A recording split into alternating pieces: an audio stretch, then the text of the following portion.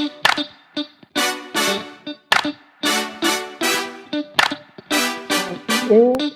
function works in Excel.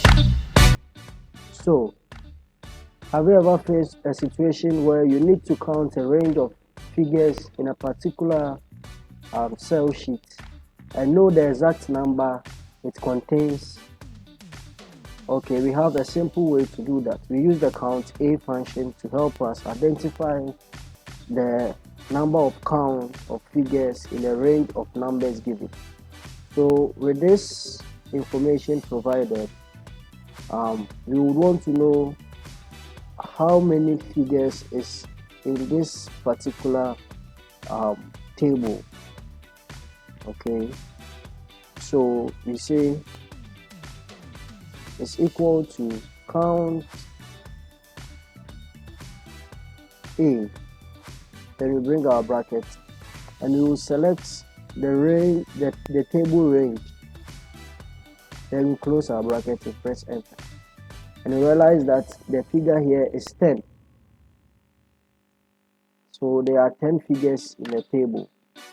It doesn't consider the empty spaces here. It only considers the numbers that are in the table and count it as one each. So instance, if you put any figure here, a figure can be a space. So the moment I put space here and press enter, you realize that automatically it changes the number of figures in this cell.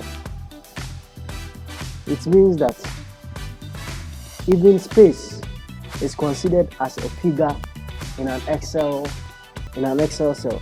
So let's do similar to this table here.